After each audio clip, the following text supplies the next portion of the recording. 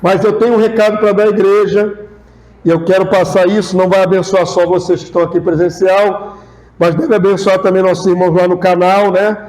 Essa gravação vai abençoar outros irmãos. Graças a Deus está rompendo fronteiras, chega na Alemanha, chega na Inglaterra, chega nos Estados Unidos. Tem alguns irmãos que estão vendo nesses lugares. Então, glórias a Deus. Amém?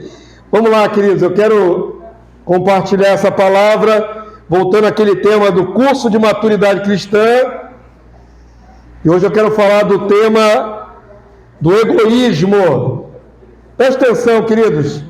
Isso é uma questão chave na nossa vida, na nossa santificação. Por que que o mundo está tão mal? Existe uma explicação bíblica. Existe, pela palavra do Senhor, um termômetro da maldade. Por que que no tempo do fim que nós estamos vivendo está tão terrível? Porque os seres humanos estão tão maus?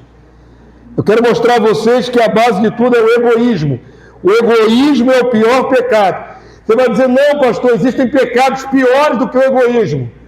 Eu vou mostrar a vocês que a maioria dos pecados que você está imaginando piores, a raiz dele está no egoísmo, no ego humano, doente. Ok? Vou dar alguns exemplos de pecados terríveis que estão na sua Bíblia, situações terríveis, medonhas, que foram originadas no ego doente, fruto do pecado. Ok? Então estou afirmando aqui, o egoísmo é o pior pecado. Eu vou provar isso biblicamente. Ok? Abra sua Bíblia lá em Gênesis capítulo 4, verso 3. Quero dar uns exemplos bem rápidos, porque são histórias conhecidas. Estava conversando com a liderança da igreja, ontem, os arautos, né? Estão se preparando para passar a visão do reino, são líderes, né? uma escola de líderes. E eu falava com eles o seguinte: toda a maldade humana não é novidade para Deus. Deus conhece tudo, ok? Mas no tempo do fim, essa maldade vai aumentar muito, muito. E eu vou mostrar a vocês como é que funciona isso. Desde o começo, desde a primeira família na terra, desde o primeiro homicídio, não é? O primeiro assassinato que aconteceu na face da terra, a motivação, a raiz foi ego, o ego humano. Gênesis 4:3, irmãos, quantos acharam? Diga amém. Vou ler rapidamente, do verso 3 até o verso 9, ok? Só acompanha a leitura, diz assim: aconteceu que no fim de uns tempos, trouxe Caim do fruto da terra uma oferta ao Senhor. Guarda aí no seu coração que Caim tem toda boa intenção, trazer uma oferta para Deus. Guarda no seu coração, é importante, para a gente avaliar o que deu errado, né? A intenção é agradar a Deus. Ele trouxe uma oferta para Deus. Verso 4: Abel, por sua vez, trouxe da primícia do seu rebanho e da gordura deste. Agora lê comigo essa proposição aí do verso 4, vamos lá? Agradou-se o Senhor de Abel e de sua oferta. Da maneira como está escrito, é importante para você entender. Olha bem, um tempo em que muitos distorcem a pregação da oferta, quero que você entenda, não é a oferta que agradou a Deus. Como é que está escrito na sua Bíblia aí? Agradou-se Deus da oferta? Agradou-se Deus de quem? De Abel. Agradou-se Deus do coração de Abel, da intenção de Abel e da sua oferta em consequência. Quantos entenderam? O que Deus olha quando nós vamos ofertar? Ele olha o que temos nas mãos ou olha o nosso coração para ver qual é a intenção? Nosso coração. Então Deus primeiro se agradou de Abel, da intenção do coração de Abel, e depois do que ele trouxe. Tem gente que acha que Deus rejeitou Caim porque trouxe a oferta errada. Isso não é verdade. Se o homem era agricultor, ia trazer o quê? Ia trazer o que ele plantava e colhia. O problema nunca foi os vegetais ou legumes que Caim trouxe. O problema é que Deus olhou o coração primeiro, ok? A intenção primeiro. Então o texto diz que agradou-se Deus, o Senhor, de Abel e de sua oferta. Verso 5, igreja, leia, por favor. Ao passo que de Caim e da sua oferta não se agradou. Rejeitou a oferta por causa do coração de Caim, e não o contrário. Amém? Deus não rejeitou a oferta e depois Caim. Ele rejeitou o coração de Caim, a intenção, e por isso Deus não aceitou a oferta. Deus sonda corações e mentes, sabe qual é a intenção. Então nunca diga que Deus rejeitou os legumes ou as verduras. Deus rejeitou o coração de Caim e depois rejeitou sua oferta. Amém, povo santo? E aí a palavra de Deus diz assim: irou-se, pois, sobremaneira Caim, e descaiu-lhe o semblante. Ele fechou a cara, Caim. Verso 6. Então lhe disse o Senhor, Deus ainda fala ao coração, porque Deus está acompanhando todo o processo, Deus está vendo a intenção do coração, e Deus conversou com Caim. Disse assim o Senhor: por que andas irado? O que tinha então no coração de Caim, irmãos? Ira. Por que ele se irou? Por que ele se irou?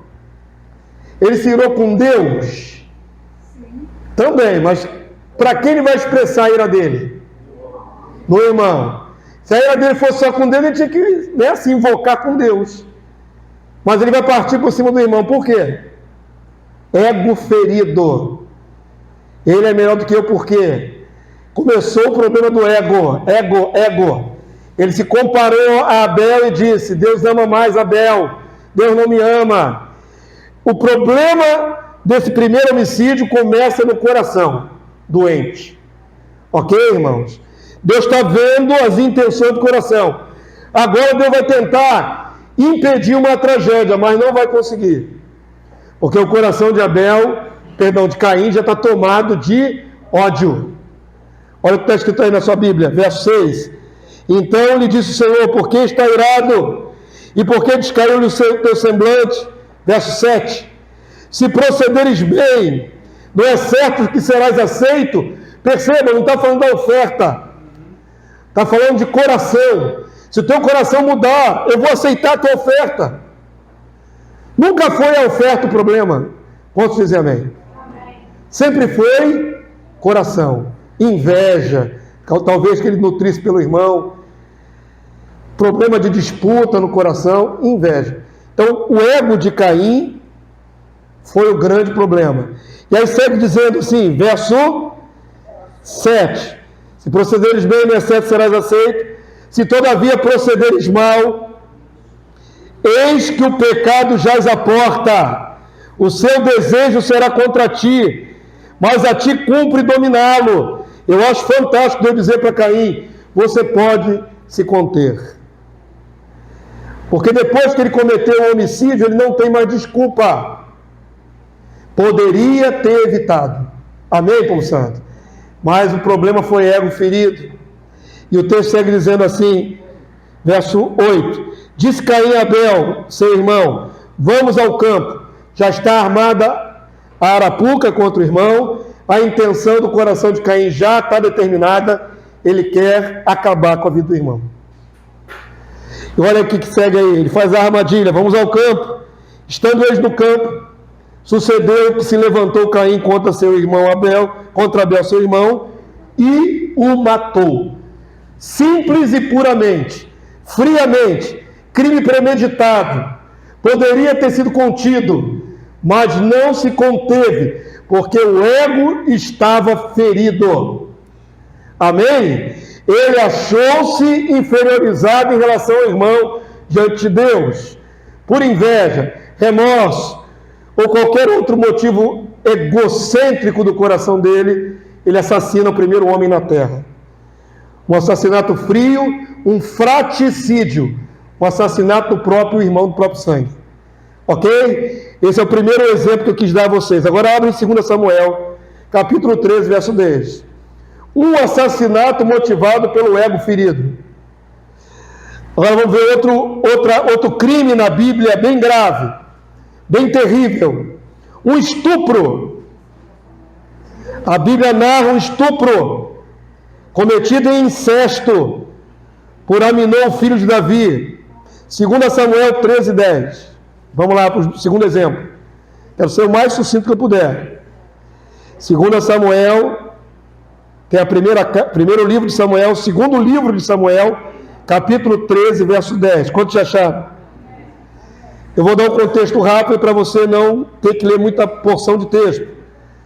Aminon é um dos filhos de Davi. Davi teve filho com várias mulheres. Então, seus irmãos eram meio-irmãos. Suas irmãs eram meio-irmãs. Nem todos eram irmãos de primeiro grau, ok? No sentido de ser da mesma mãe. Então, na corte de Davi haviam vários filhos e filhas de Davi. Ok? Até aí todo mundo pegou? Um desses filhos estava tão tomado de desejo pela própria meia-irmã que ficou armando para trazê-la dentro da sua casa e poder assim consumar seu desejo. É o que está escrito aí, ó. É uma situação bárbara, sórdida.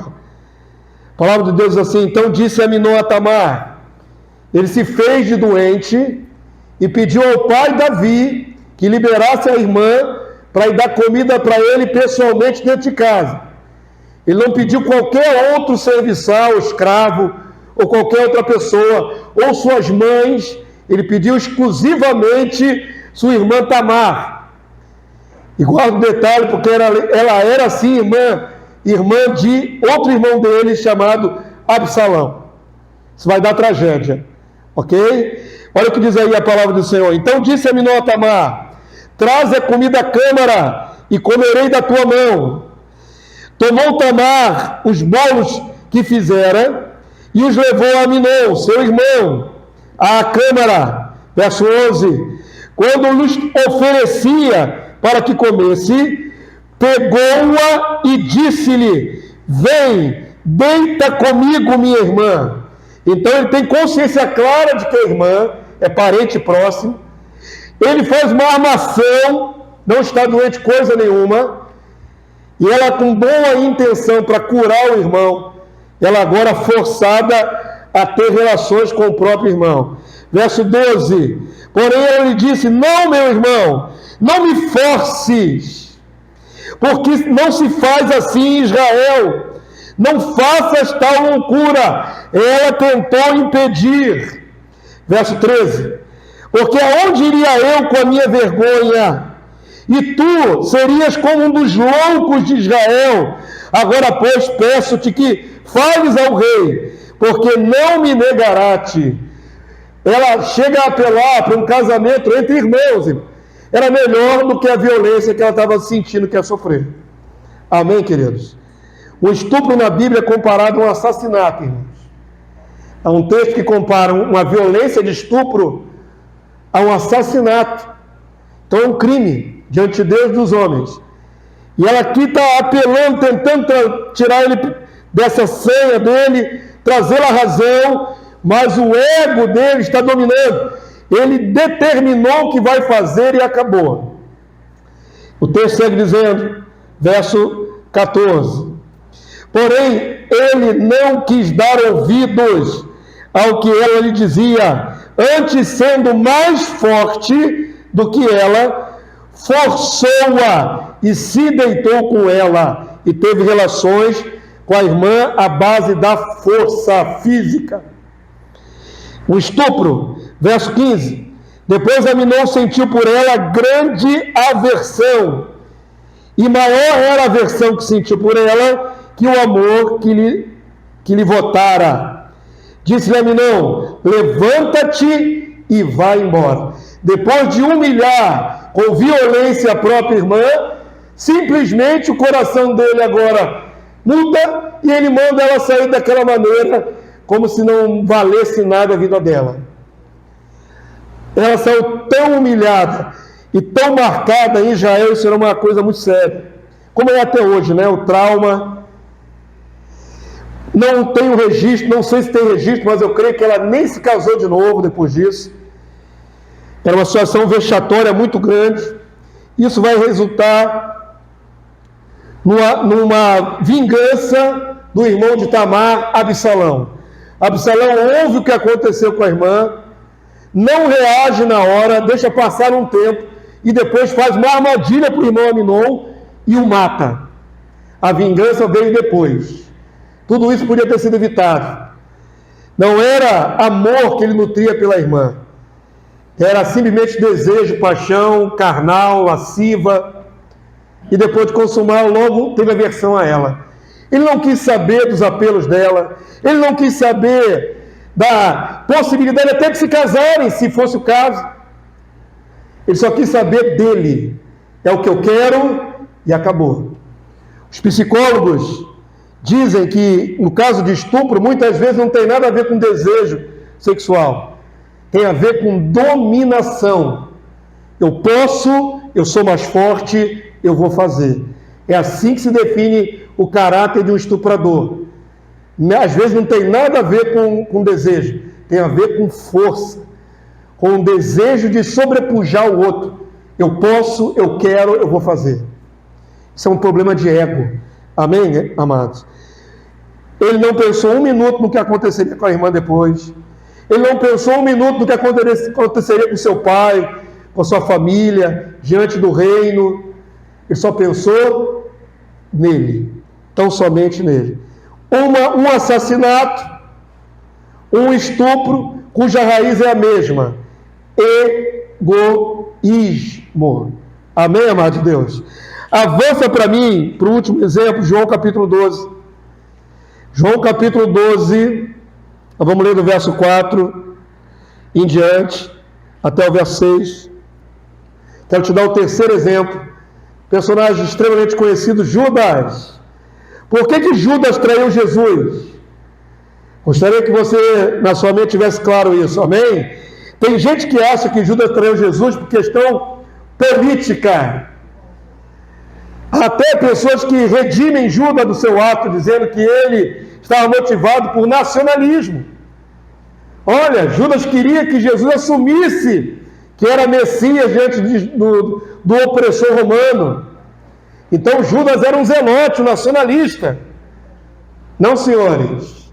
Vou mostrar a vocês, senhores e senhoras, vou mostrar a vocês que a motivação de Judas é absolutamente egocêntrica, egoísta. Ok? Abriu o texto, João capítulo 12, verso 4. Vamos ver o caráter de Judas, o que está na alma dele. Vamos lá? A palavra do Senhor diz assim: mas Judas Iscariote, um dos seus discípulos, o que estava para traí-lo, disse: por que não se vendeu esse perfume por 300 denários e não se deu aos pobres? O contexto é: Maria havia derramado um perfume muito caro sobre Jesus. Muito, muito caro. O valor de um ano de trabalho. Então bota caro nisso, nesse perfume, irmãos. Agora Judas toma a palavra e diz: por que não pegou desperdício? Desperdiçou o perfume aí agora no pé de Jesus? Por que não pega esse perfume caríssimo, transforma em dinheiro e dá aos pobres? Vamos ver se ele pensava nos pobres, minha irmã. Vamos ver se Judas era um altruísta ou era um egoísta. O que diz na sequência aí, queridos? Verso 6. Depois que aconteceu, João, que participou dos 12, sabendo como é que foi a história, ele narra. Na ocasião, João não sabia, mas depois do ocorrido ele soube qual é a motivação de Judas. Vamos lá, verso 6. Isto disse ele, não porque tivesse cuidado dos pobres. Então, Judas não era altruísta, ok? Mas por quê, irmãos? Porque era ladrão. Qual era o caráter de Judas? Ladrão. Qual é a motivação dele, então? Qual é, digamos, o pejorativo para Judas? Ganância, ok? Posso resumir na palavra ganância? Querer ter. Querer ter. Ganância, o ególatra, o que tem problema de ego, eu e os outros que se lixe, ele pensa no seu bel prazer. Então ter para ele é muito importante. Ele precisa ter, mesmo que seja dos outros. Então era ladrão, ok? E o texto diz: e tendo a bolsa, tirava o que nela se lançava. O pior é que ele era o ladrão e era o tesoureiro de Jesus. Da comitiva dos 12, ele carregava o saquetel. É a mesma coisa que botar o galinheiro na mão do lobo. Ele andava com Jesus e os 12. Jesus dependia de oferta para se comover, para se alimentar. A palavra de Deus diz que as mulheres ajudavam Jesus com os seus bens. Então Jesus não fazia brotar dinheiro da terra com mágica, não, com seu poder, não. Ele era custeado, financiado com ofertas. Então, quem era o tesoureiro? Quem é que andava com o saquetel das ofertas para custear os almoços e tudo mais? Judas. E aí João narra aí, ó. Judas tirava o que era lançado ali na sacola. O camarada estava toda hora o que, ó? Roubando, subtraindo. Botava as ofertas, ele vinha lá, pegava a parte dele. Opa, esse é meu. E embolsava. Um corrupto ladrão. Esse é o caráter de Judas. Então não queira bancar o altruísta com Judas e dizer, não, a motivação dele era pura. Ele queria tão somente a libertação de Israel. Ele era um canalha, ele era um ladrão, filho da perdição. Um ególatra. E o dinheiro não era para outro fim, senão para ele mesmo. Ok? Para o seu bel prazer. E o texto segue dizendo aí, nós lemos aí até o verso 6. Né? Então para aí no 6 e vai para Mateus capítulo 26, 14. Dá uma pulada aí para a gente resumir. Você conhece a história? Eu só ressaltei o fato do caráter dele ser ególatra. Ele queria para ele. Mateus 26, 14 até o verso 16. Já estamos caminhando para o final da mensagem. Eu mostrei a vocês 3 exemplos na Bíblia. Eu falei que na Bíblia eu posso provar que todo pecado grosseiro, terrível, maligno, tem uma raiz. Egocentrismo. Todo ególatra pensa só em si e não no outro. Ok? Ele adora a si mesmo. E se você for pensar bem, isso começou no céu, não na terra. Satanás foi o primeiro ególatra. Não é? A mesma característica. O que Satanás almejava, igreja? O lugar de quem? De Deus. Eu quero ser o que ele é. Eu quero ter o poder que ele tem. Eu vou tirar ele e vou ficar no lugar dele. Esse era o pensamento do anjo, do querubim ungido, que depois veio a se tornar Satanás. Ego. Eu sou o máximo, eu sou o melhor, eu sou o mais qualificado a ser o governante do universo. Deus não, eu. Eu vou provar a vocês que o ego é sempre a raiz de todos os males. Ok? Biblicamente estão falando 3 exemplos aí. Vamos lá para o texto. Mateus 26, 14, igreja.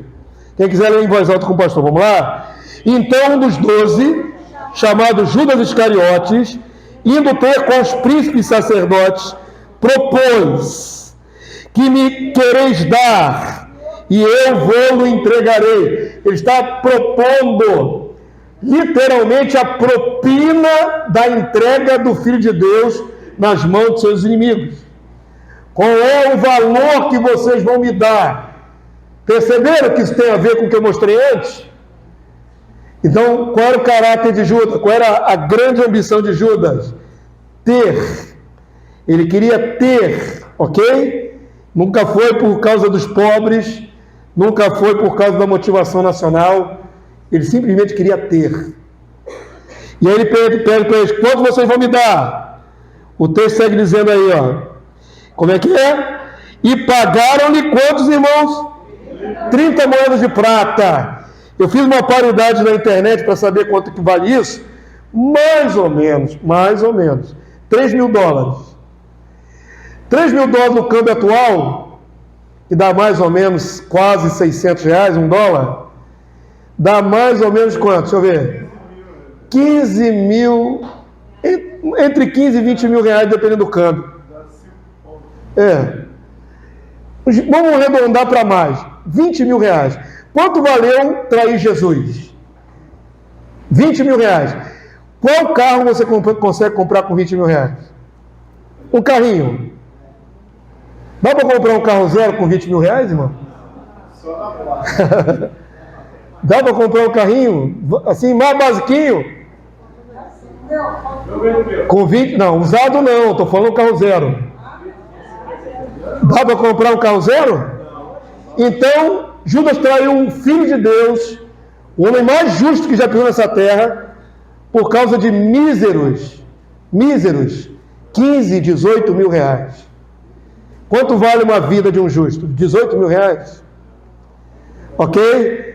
Mas ele quis o dinheiro. A princípio ele quis. Depois ele joga fora, ele se arrepende, mas no princípio ele queria o dinheiro. Foi esse o preço combinado da entrega do Filho de Deus. E aí o texto diz assim, verso 16, para concluir: e desse momento em diante, buscava ele uma boa ocasião para o entregar. Já estava combinada a propina, o quanto Judas lucraria. Então percebam bem, um assassinato motivado pelo ego, um estupro motivado pelo ego e uma traição de morte motivada pelo ego, pelo egoísmo. É o que esses homens queriam obter, é o que Caim queria obter, é o que Aminon queria obter e era o que Judas queria obter para si. É o que eu quero e o resto não importa. Ok? Então está definido aí que o egoísmo é raiz de vários tipos de crime. Agora abre, por favor, sua Bíblia. Segunda carta de Paulo a Timóteo, capítulo 3. Vou mostrar a vocês agora, na palavra de Paulo, que esse tempo que nós estamos vivendo agora, o tempo do fim, quantos creem que nós estamos vivendo o tempo do fim? Que essa é a geração do tempo do fim, que Jesus está próximo de voltar. Eu, pastor Damásio, creio que o mal sobre a terra, ele cumpre um ciclo. O mal cumpre um ciclo sobre a terra. Houve épocas sobre a terra em que o mal foi aos limites mais altos. E depois houve uma intervenção divina e esse mal é contido por um tempo. Depois ele volta a crescer. Depois há, por exemplo, um avivamento num país, como foi na Inglaterra, de John Wesley. No tempo de John Wesley, houve um avivamento de santidade tão grande que até os ímpios fecharam os bares, os pubs. Muita gente parou de fazer o mal, impactado por aquele avivamento. Então aquele avivamento deu um freio na maldade daquela época. Mas depois a maldade volta a subir. Então eu creio em ciclos, ok? Da maldade sobre a terra. Começa, cresce até o pico e depois dá uma declinada. Depois vai tudo de novo e vai esse ciclo, ok? Nós estamos no tempo do fim. Qual é o nível da maldade sobre a terra hoje? Da maldade humana? Há guerras, há corrupção, há adultério, há pedofilia, há assassinatos, há sequestros, toda sorte de males, ok? Agora vou ensinar vocês a enxergar em todos esses males uma raiz comum: o egoísmo. É o pior pecado. Vou provar a vocês isso de muitas maneiras. Quando você está no trânsito e leva uma fechada, qual é a motivação do outro motorista? Não, a reação é xingar, mas não pode xingar não, irmão.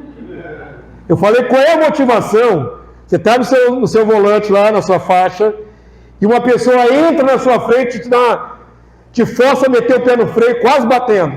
Por que ele fez isso? Primeiro é egoísmo. Por que alguém fura uma fila? Está todo mundo na fila, o outro vai lá e fura. Egoísmo. Por que alguém rouba alguma coisa de alguém? Egoísmo. É sempre egoísmo. O egoísmo é a raiz de tudo, irmãos. Pode analisar, a partir de agora, passa a analisar o mal da humanidade.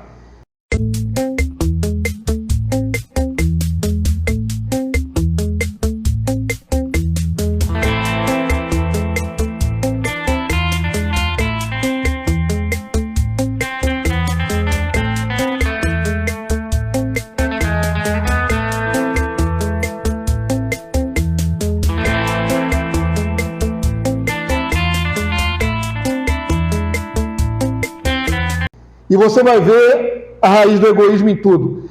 Olha aí o que está escrito aí na sua palavra. 2 Timóteo capítulo 3, verso 1. O apóstolo Paulo, pelo Espírito Santo, profetizou que o tempo do fim seria marcado mais caracteristicamente pelo egoísmo. Ok? Quero que você leia em voz alta, estamos chegando no final da mensagem. Vamos lá? Sabe, porém, isto, vamos, igreja. Sabe, porém, isto. Nos últimos dias, é esse que nós estamos vivendo, sobrevirão tempos difíceis. Verso 2, igreja, vamos lá? Pois os homens serão o quê? Egoístas. Diga de novo. Os homens serão egoístas. Qual é a primeira característica? Egoísta. O que predomina nos homens do tempo do fim? Egoísmo. Ok? Guarda isso, é uma chave. Eu estou tentando fixar na mente de vocês que nós estamos vivendo nesse tempo do fim. O ciclo já está se consumando. Estamos chegando no auge da maldade. E Paulo recebeu pelo Espírito que a característica da geração do tempo do fim, a principal característica, a principal de todas, é o egoísmo. Ok? Lê o restante do texto, verso 2. Egoístas, que mais? Avarentos, apegados a dinheiro. Não é derivado do egoísmo? Apego ao dinheiro excessivo, avareza, é aquela pessoa que não é capaz nem de ofertar, nem de abençoar ninguém, nem de socorrer um parente, que está agarrado ao dinheiro. Isso é egoísmo. Ok? Segue o texto. O que mais? Jactancioso. Jactancioso é a pessoa que se arroga, fala bem de si mesma, se autoelogia publicamente. Esse é o jactancioso. O que mais? Arrogante, a pessoa que menospreza os outros. Ele acha que ele é o máximo. Não é egoísmo? Eu é que sou, eu é que mereço, eu sou o tal. Isso é egoísmo, egolatria. O que mais, igreja? Blasfemadores, não temem a Deus. A blasfêmia não é para homens, a blasfêmia é para Deus. O cara anda com o nariz tão empinado sobre a terra, se acha tanto, mero mortal, vai morrer e vai ser sepultado. Mas ele acha que ele é o máximo. Ele não teme a Deus, ele é capaz de blasfemar de Deus. O que mais, queridos?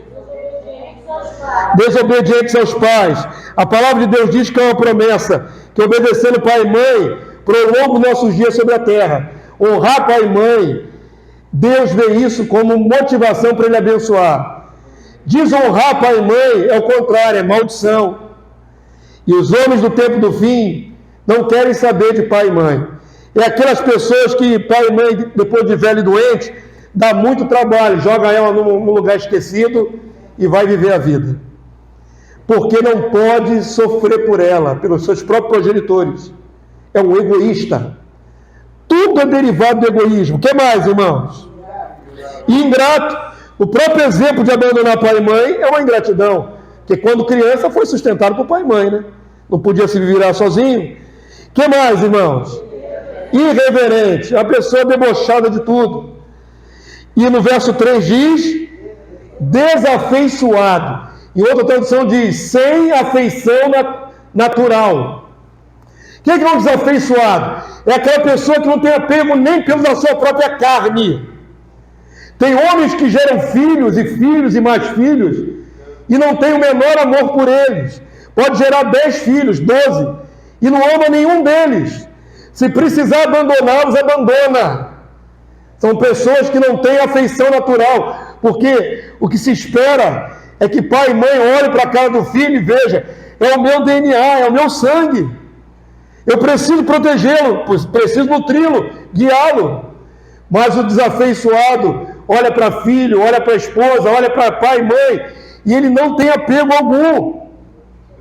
Não tem afeição natural, que se espera de todo ser humano. É um problema sério de ego. O que mais, irmãos? Implacáveis. É aquela pessoa que é capaz de fazer qualquer coisa para prevalecer, inclusive matar, como foi Caim. Ele foi implacável contra o seu irmão. Deus tentou aplacar a ira de Caim, aplacar, amenizar, mas ele deu vazão total à sua ira. São pessoas implacáveis. E quem mais? Caluniadoras. O caluniador, ele fere o outro, Com suas palavras, ele defama e ele não quer saber o quanto o outro vai sofrer. Fake news. Falar que uma pessoa é pedófila sem ela ser, ela pode ser até massacrada pela sociedade, pode ser presa. Ele não está preocupado com o que o outro sofre. Ele defama. Ok? Esse é o caluniador. O que mais? Sem domínio de si, pessoas incontroláveis, capazes de fazer qualquer coisa. O que mais? É a derivação, né? Cruéis. Implacável e cruel, quase a mesma coisa. O que mais? Inimiga do bem, daquilo que é bom, daquilo que é justo. Verso 4, igreja, para terminar. Traidores, é o caso de Judas. Enquanto o implacável e cruel é Caim, Judas é o traidor. O outro que tem um fim triste, mas eu vou me dar bem. O traidor pensa só em si. O que mais? Atrevidos, a pessoa sem domínio de si, que é capaz de arrogar em cima de qualquer pessoa. Enfatuados, essa palavra em português, ela é muito esquisita, né, irmão? Não é usual. Enfatuado no original quer dizer, literalmente, tem uma raiz que diz da fumaça, ok? Mas a ideia é, a pessoa está turvada, ela está nebulosa, ela está cheia de si mesma. O enfatuado, então, uma pessoa cheia de si, está inebriada dela mesma, ok? Problema de ego.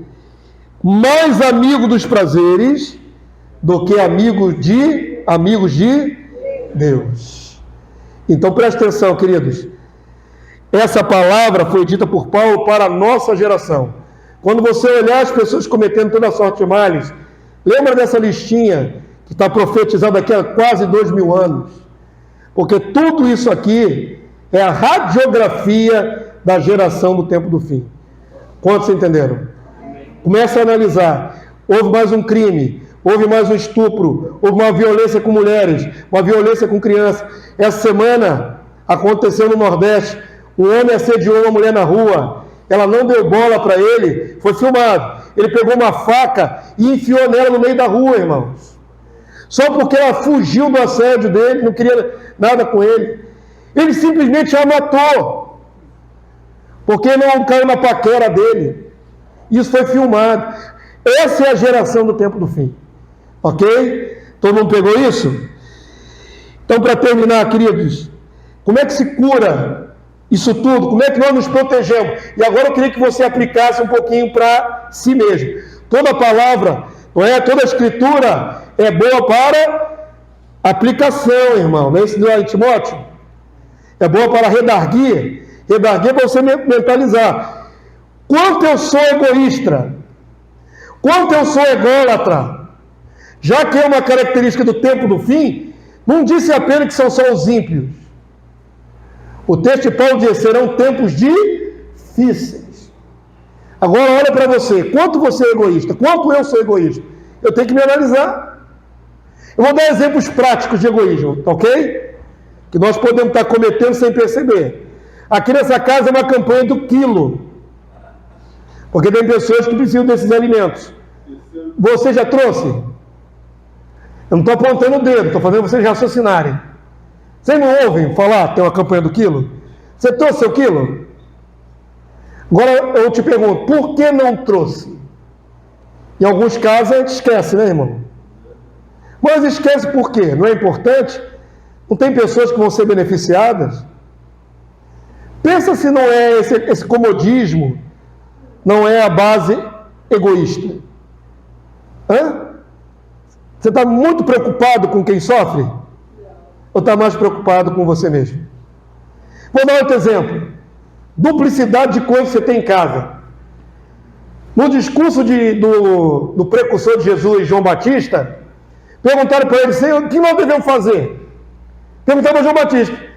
João Batista estava pregando arrependimento, para as pessoas serem admitidas diante de Deus, antes de Jesus começar seu ministério. Perguntaram para João Batista, o que nós devemos fazer? João Batista falou para eles assim, ó, se você tem 2 túnicas, reparte com aquele que não tem. João Batista está pregando o evangelho.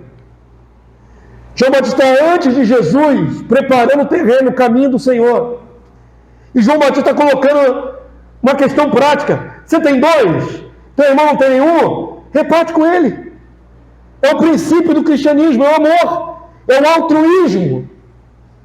Ok, irmão? Agora, faço vocês pensarem. O que você tem dois ou mais em casa, por puro ego, enquanto tem irmão seu que não tem nenhum? Para pensar, dá uma olhada. Dá uma olhada no seu roupeiro, seu guarda-roupa. Dá uma olhada nos seus móveis em casa. Dá uma olhada. Estou falando vocês pensarem, pensa. A palavra de hoje é totalmente aplicativa. É maturidade cristã, não é isso? Às vezes você tem 2 micro-ondas. Você comprou um outro bonitão e deixa lá empilhado lá na sua casa o outro micro-ondas. Você sabe se todos os seus irmãos têm micro-ondas? Te preocupa isso? Que o seu irmão também tenha a possibilidade de fazer uma comidinha no micro-ondas? Te preocupa isso? Roupa. Eu estou falando porque eu vou fazer. A gente fica ensaiando não faz, vou fazer. Tem que separar roupas usadas para dar para o pessoal de Marechal Hermes, morador de rua. Não tem que separar? Então, no final dessa palavra aqui, eu vou desafiar você e a mim mesmo, para domingo trazer alguma coisa. Em nome de Jesus. Vamos para a prática, irmãos. Estou provando a vocês que os nossos defeitos estão voltados para o ego. Às vezes você não dá porque você não quer, não é porque você não possa dar. É falta de altruísmo. O que muda o egoísmo é o altruísmo. A prática de dar, de compartilhar, te cura do egoísmo. Nada trouxemos ao mundo, disse, né, Jó? Nada podemos levar, irmãos. Das coisas que temos, deveria ser tudo comum. Então, se seu irmão não tem, você tem 2, 3, começa a pensar nisso em nome de Jesus. Começa a visualizar na igreja, eu posso abençoar fulano. Eu posso abençoar fulana. Amém? Eu e Lenícia fomos abençoados no passado, teve uma época desempregado. Quando nós éramos mais jovens, eu fiquei um período desempregado. Os sapatos de Lenícia começaram tudo a arrebentar ao mesmo tempo. Quando você está na situação difícil, parece que tudo concorre. Quebrou todos os sapatos. Aí nós orávamos em casa, e agora? Não tem dinheiro. Chegamos na igreja, Deus moveu o coração de alguém lá recebeu um monte de sapato. Era assim, não tinha dinheiro para passagem. Naquela época tinha o Vale Transpobre. Lembra o Vale Transpobre? Transporte. Vale Transpobre. Era destacava uma cartelinha de papel, lembra? Aquelas cartelinhas? Destacava assim. Ele disse uma vez, fomos para a igreja, não tinha nem dia para voltar, irmão. Fomos assim mesmo para a igreja. Chegou lá o diácono, lembro como fosse hoje, diácono Remi. Chegou assim, veio com a cartelinha dobrada, fazer um montinho assim. Toma aí para vocês. Não combinamos, naquela época não tinha zap, era rádio e telefone. Movido pelo Espírito, ele sabia o que eu precisava e trouxe aquela cartelinha de Vale Transpobre. Resolveu o nosso problema. Estou falando de coisas práticas. Ok? Todo mundo já pegou? Qual é a essência? Somos todos egoístas. Cada um no seu grau. E para curar o egoísmo, temos que praticar altruísmo. Ok? Para finalizar, não com a minha palavra, mas com o Senhor, abre aí, por favor, o último texto. Efésios 4, verso, eu acho que é 26. Se não for 26, é 28. Começa assim, aquele que, tá certo? Então é 28. Tá mal impresso aqui, não estou conseguindo enxergar. Vamos ler juntos? Aquele que furtava, não furte mais. Se converteu, não furte mais. Antes o quê? Trabalhe, fazendo com as próprias mãos o que é bom. Para quê, irmãos? Para que tenha como acudir o necessitado. Percebeu aí o que a palavra está ensinando? O camarada, antes de vir a Cristo, era o quê? Ladrão, furtava. Tirava o que não é seu porque ele tinha necessidade no ego dele de ter as coisas. Agora ele se converte. Qual é a ordem? Você era egoísta? Agora torne-se altruísta. Trabalhe para poder ajudar o que é necessitado. Antes ele roubava do que era necessitado. Agora ele tem que ajudar o que é necessitado.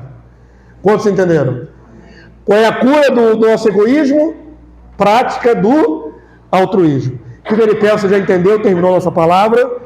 Agora vamos para a proposição. Hoje não tem nem cântico final, é só esse voto aqui que nós vamos fazer aqui agora. Eu já vou liberar vocês. Eu fiz vocês pensarem. O que você tem em duplicidade na sua casa que você poderia doar? Hã? Só arroz? Amor? Amor é subjetivo. Eu vou rebater essa sua colocação engraçadinha com uma colocação espiritual e séria. Sabe o que é amor?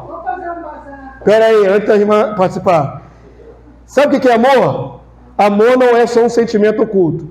Amor não é uma palavrinha bonita. Amor só se manifesta na prática. Amém? Ninguém que diga que ama e não faz nada, isso não é amor. Então amor não pode ser subjetivo. Deus amou o mundo de tal maneira que ele fez o quê? Deu. Ele deu. Amor se manifesta em ação. Nunca diga que ama se você não manifesta. Ok? Amor se materializa em ação. Ok? Então, não tem essa de dizer que ama. Eu amo todos vocês. Mas na hora que você precisa, se eu não puder lhe ajudar, eu estou negando amor. E a palavra de Deus diz: a ninguém devais nada, senão o amor com que vos amei uns aos outros. Mas não é só no nosso interior, é na prática. Então quero sugerir a vocês nessa noite, vocês estão aqui, que pense naquilo que você pode, na prática, favorecer algum irmão. Coloca aí no seu coração. Nessa hora estou dando essa direção em nome de Jesus. Quer fazer na prática algum altruísmo? Faça um check-up lá no seu guarda-vestido, lá no seu guarda-roupa, e traga algumas peças nesse domingo, em nome de Jesus. Eu vou me esforçar para trazer algumas peças. Se eu trouxer pelo menos 5 camisas, algumas calças, eu vou me sentir cumprindo a palavra. Em nome de Jesus. Vamos parar de só pensar, tá? Porque às vezes a gente é tão egoísta que a gente ama por um segundo e depois aquilo se esvai e a gente continua pensando só no nosso umbigo, nas nossas necessidades. Então vamos partir para a prática em nome de Jesus? Quando eu falei nós, eu estou me incluindo, ok? Eu não estou jogando só para vocês como carapuça, não. Nós. A geração do tempo do fim é egoísta. Biblicamente é egoísta. Ok? Então vamos quebrar esse ciclo com prática do amor. Em nome de Jesus. Eu vou orar por vocês, por mim, colocar nós todos diante do altar. E no domingo, eu quero ver alguns irmãos chegarem aqui com sacolas de compra. Ou de compra, se ela vai lembrar de trazer seu quilo para ajudar a beneficência da igreja, ou alguma peça de roupa. Se trouxer uma peça, está cumprindo a proposição que não foi lançada aqui agora. Ok? E eu vou pedir a Deus que no Espírito te lembre disso. Em Espírito te lembre disso. Ele é sua destra ao céu. E depois que eu terminar de orar, já vou despedir todos nós em paz, debaixo da graça do Senhor. Pai Santo, louvado seja o teu nome. Obrigado pela tua palavra mais uma vez, Senhor. A tua palavra, Senhor, ela é maravilhosa, ela é poderosa para transformar as nossas vidas. Nós estamos aqui sendo trabalhados como um escultor usa um cinzel para lapidar a sua escultura. Tu tens nos moldado, Senhor, e nós estamos aqui prontos para o teu agir. Molda o nosso caráter à semelhança do teu Filho Jesus. Senhor, a tua palavra profética diz que no tempo final os homens seriam egoístas. A maior característica da geração do fim é o egoísmo, o individualismo, cada um por si, cada um se preocupando com o que é seu, cada um vivendo para si. Deus, em nome de Jesus, quebra isso no meio de nós, quebra no nosso coração, lapida o nosso caráter, Senhor, nos faz ser diferentes, como a tua palavra ensina. Que nós possamos praticar o amor, Senhor, não apenas pensar no amor, não apenas, Senhor, mentalizar o amor, mas nós possamos de fato materializar o amor em ação, em atitudes, em prol do próximo, em prol dos nossos irmãos. Nos ajuda, Senhor. Eu clamo, move o nosso coração, para que no domingo possamos manifestar um pouco desse amor. Nós não queremos tocar trombeta, nós não queremos mostrar uns para os outros, nós tão somente queremos vencer nossos limites. Em nome do Senhor Jesus. Abençoa aquele que estiver ouvindo essa mensagem gravada, que neles também se faça o teu querer, Senhor. Que neles também se quebre esse padrão egoísta da geração do tempo do fim. Ajuda a tua igreja a viver isso, Senhor. Ajuda os que são seus a quebrar esse ciclo vicioso na alma, em nome do Senhor Jesus. Senhor, nos leve em paz, guardado pelo teu poder. Possamos chegar bem nos nossos lares. Abre, Senhor, os caminhos. Abre tudo que o inimigo fizer de barricada, que o Senhor vá à frente desfazendo. Toda artimanha, toda arma forjada do maligno contra os teus filhos, não prevaleça, mas que prevaleça a tua mão forte sobre nós. Leva-nos guardados debaixo da tua mão forte, para que possamos te adorar no final dessa noite e meditar no que a tua palavra nos propôs. Em nome de Jesus. Amém e amém. Amém, povo santo. Vamos na paz de Cristo. Glória a Deus.